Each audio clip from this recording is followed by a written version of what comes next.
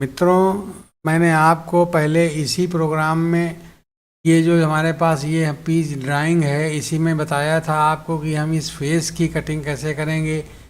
Face cutting यानी facing का operation बताया था। फिर ये लॉन्गिट्यूडनल का ऑपरेशन बताया था जिसके 2 वीडियो मैंने डाल दिया है। अब हम फेसिंग और ये चीज़ लॉन्गिट्यूडनल ये दोनों एक साथ कैसे करेंगे, इसके लिए मैंने ये प्रोग्राम बनाया। वही प्रोग्राम है, उसमें थोड़ा सा चेंज किया हूँ और क्या चेंज है वो आपको दिखाएंगे। इसको मैंने ओपन किया, देखिए ये हमारे पास सेम है। जो हमारे पास सिलेंडर था वो बिल्कुल सेम डेटा इसमें इनपुट है, सब कुछ इसमें वही इनपुट है। एक्सेप्ट कर लिया। ये हम इसमें जो कोड यूज़ कर रहे हैं उन कोड्स को लिख देते हैं। ये एक स्टैंडर्ड प्रोसीजर है। उसके बाद G00 होता है। G001 हमने नेक्स्ट रेफरेंस पॉइंट बना लिया। यहाँ चाहें तो हम G75X0Z0 मशीन को होम पर ले जाएं, लेकिन मैंने टरेट को इस जगह पर रखा है जहाँ पर टूल चेंज करने पर कहीं टूल क्विल से ना ऐसा ना हो कि टकरा जाए। तो मैंने यहाँ पर ये रखा हुआ है एक नया रेफरेंस पॉइंट G00 और इसको रैपिड ट्रेवर्स कहते हैं।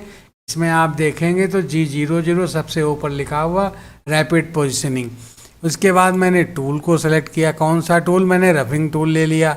यहाँ पर रफिंग टूल सेलेक्ट करेंगे। पहले हम रफिंग ऑपरेशन ही करेंगे क्योंकि हम इसमें ऐसा नहीं है कि हम PNMG का महंगा टूल लगा करके और हम रफिंग ऑपरेशन कर रहे हैं।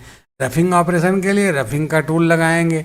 इसकी नोज रेडियस हमारे पास इसमें जो VNMG का हम लगाते हैं वो उसकी नोज रेडियस 0.8 होती है। टूल के बारे में मैंने पहले वीडियो बना चुका हूँ, उसमें आप ज़रूर देख लें। अब हमारे पास G96 बड़ा इम्पॉर्टेंट कोड है। G96 constant cutting speed.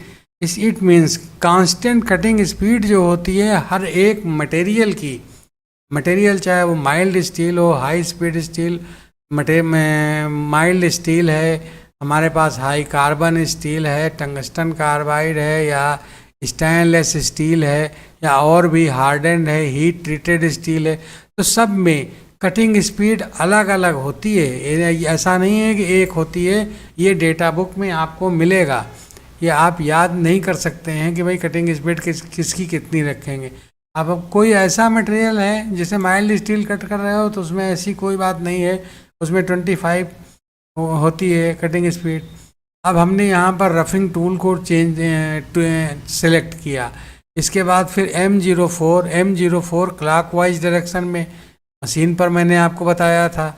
M08 हमारा कूलेंट का है, कूलेंट ऑन कर दिया, स्पेंडल स्टार्ट हो गया, कूलेंट ऑन हो गया। अब ये देखिए रैपिड है, ये रैपिड का G00 यहाँ पर भी मैंने लगाया। X जो है 52 और Z2 यानी X52 का मतलब ये हुआ कि ये हमारा डायमीटर है 50। यहाँ पर मशीन आकर के ये 2 हमें कट करना था, ये मशीन हमारी यहाँ पर आकर के रुक जाएगी इस जगह पर। यानी Z से 2 मिलीमीटर और X से 2 मिलीमीटर ऊपर ही मशीन जो है उसका टरेट रुक जाएगा, टूल वहीं पर रुकेगा। उसके बाद फिर हमारा साइकिल स्टार्ट होता है, ताकि टूल इसलिए हम ऊपर रोक देते हैं वो सेफ पोजीशन के लिए, कहीं ऐसा ना हो कि कोई गलती हो तो इसमें टूल आकर के इसकी नोज वहाँ पर टूल की यहाँ से टकरा जाए और टूल हमारा टूट जाए, इंसर्ट हमारी टूट जाए। तो अब हमारे पास ये साइकिल आ गया। इस साइकिल को अगर हम ओपन करते हैं तो देखिए वही साइकिल, सेम साइकिल है। यहाँ पर हम रफिंग कर रहे हैं, सेफ्टी डिस्टेंस है, फीड है, फेस कर रहे हैं, 50 है और Z00 रहेगा। अब हम यहाँ पर देखिए X1 में मैंने माइनस ले रखा है 1.5, माइनस 1.5 इसलिए ले रखा है कि अगर 0.8 नोज रेडियस का हमने इंसर्ट यूज़ किया है और हम इसको अगर हम 0 रखेंगे यहाँ पर या जो भी रखेंगे, हम इसकी फेसिंग कर रहे हैं तो फेसिंग में इतना पोर्शन ये छोड़ देगा, नहीं कट करेगा। तो हमने इसलिए थोड़ा सा नीचे ले आया कि बिल्कुल पूरी तरह से परफेक्ट फेसिंग हो जाए, इसलिए इसको X को माइनस में ले आया।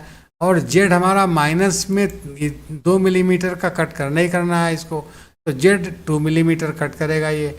इसके बाद फिर D डेप्थ ऑफ कट, ये भी हमारा डिपेंड करता है कि हम कौन सा मटेरियल यूज करते हैं। मतलब किस पर ऑपरेशन करना है, किस पर टर्निंग करना है। ये भी डेप्थ ऑफ कट भी बहुत इंपॉर्टेंट पॉइंट है कि डेप्थ ऑफ कट ऐसा नहीं है कि हम बढ़ा दें, कोई हार्डन मटेरियल है और डेप्थ ऑफ कट इतना ले लें तो फिर उसमें टूल हमारी इंसर्ट जल्दी ख़राब हो जाएगी। ये भी डेटा बुक से ही लिया जाता है कि भाई इसका ये डेप्थ ऑफ कट इतना, इतने माइक्रोन रखना, इतना रखना है। ये अलग अलग तरीके के हमारे पास इंसर्ट होती हैं और उनका डेटा भी अलग अलग होता है। सब कुछ ये हैंडबुक में मिलेगा आपको। यू एक्स हमारा जैसे ये है, ये यू एक्स और यू जेड हमने 25 माइक्रोन 25 माइक्रोन दोनों में छोड़ रखा। इसलिए छोड़ रखा है कि ये हमारा फिनिशिंग में हम इसको कट करेंगे, इसको हम फिनिशिंग में कट करेंगे। हम अभी रफिंग कर रहे हैं तो रफिंग में सरफेस अच्छी नहीं मिलेगी, इसको हम फिनिशिंग टूल जो है फिनिशिंग टूल VNMG से करेंगे तो फिनिशिंग उसमें और अच्छी आएगी। फिनिशिंग टूल से इसको हम फिनिश करेंगे। इसको एक्सेप्ट कर लिया। ये दूसरा हमारा साइकिल आ गया, इसको भी ओपन किया। इसमें भी अभी इसमें रफिंग लगी हुई है, इसको हम फिनिशिंग कर देते हैं। देखो ये फिनिशिंग करेंगे, नीचे का डेटा गायब, एक बार में ये टूल कट करेगा। ये हमारा फिनिशिंग हो गया। ये दोनों साइकिल मेरे कंप्लीट कर दिया। और ये फिर मशीन हमारी ये काम करने के बाद अपनी जो पोजीशन सेट की थी G00 से वहीं पर जा कर के डायरेक्ट स्टॉप हो जाएगा, रुक जाएगा। इसके बाद M05 आएगा। M05 हमारा जो होता है वो हमारा स्पेंडल स्टाफ है, M09 कूलेंट स्टाफ है। और हमारा फिर M06 देखिए यहाँ पर जरा हम नंबरिंग चेंज कर दें, इसकी नंबरिंग इसको कर दें हम। अब हमारा M09 कूलेंट ऑफ हो गया। M06 हमारा जो होता है वो होता है टूल चेंज का। तो जब हम ऑटो मोड में लगाएंगे, मैं टरेट को हाथ से इंडेक्स करके आपको दिखाया था, लेकिन ये जो है ये प्रोग्रामिंग में है तो ये अपने आप इंडेक्स होगा, ऑटोमेटिक इंडेक्स होगा। तो M06 लगाएंगे। M06 के बाद ये आ जाएगा फिनिशिंग टूल। फिनिशिंग टूल में फिर हम वही चीज़ LIMS G96 S200 LIMS equal to 1200 ये हमने लगाया। फिर स्पेंडल को रोटेट किया, कूलेंट को ऑन किया। नेक्स्ट में अच्छा ये ब्लॉक में गलती कर रहा था भाई, ये वाला इसको आप देखिए, मैंने यहाँ पर फिनिशिंग लगा दिया था, ये गलत हो गया। ये हम लगाएंगे, इसको एक्सेप्ट करेंगे। अब हम सेकंड में आ रहे हैं तो हमने यहाँ पर इसको देखा, ये हमारा ठीक है, ओके ओके एक्सेप्ट कर लिया। नेक्स्ट वाले को भी मैं ओपन करूँगा और ये भी फिनिशिंग लगा हुआ है, इसको भी ओके एक्सेप्ट कर लूँगा। हमारे पास अब ये ऊपर के दो हमारे ये रफिंग कट हैं और नीचे के टूल चेंज करके मैंने ये फिनिशिंग कट लगा दिया।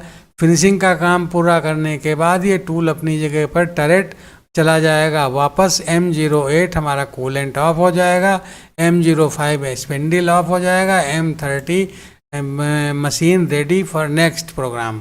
तो ये हमारा फुटर हो गया, इतना हमारा फुटर हो गया। ये कॉमन है, हेडर और फुटर हमेशा कॉमन रहते हैं।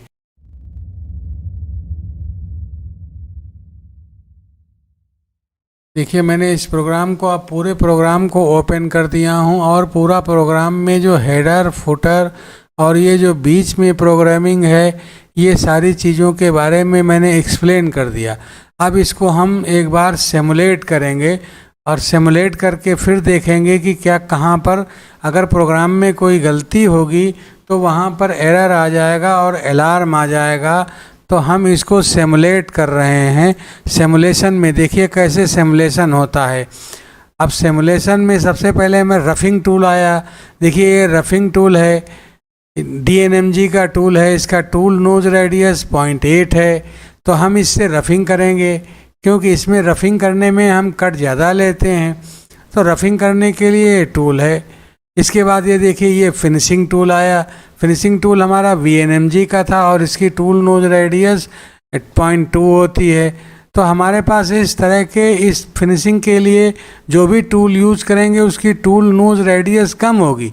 टूल नोज रेडियस अगर कम होगी तो वो हमारा जो टूल है वो और शार्प फिनिशिंग करेगा, वो किसी तरह का कोई वो नहीं रहता है। हम टूल नोज रेडियस को कम करते हैं तो, लेकिन टूल नोज रेडियस कम होने से ये कार्नर जो है, ये कार्नर नहीं छूटेंगे, अदरवाइज़ ये कार्नर छूट जाएंगे हमारे।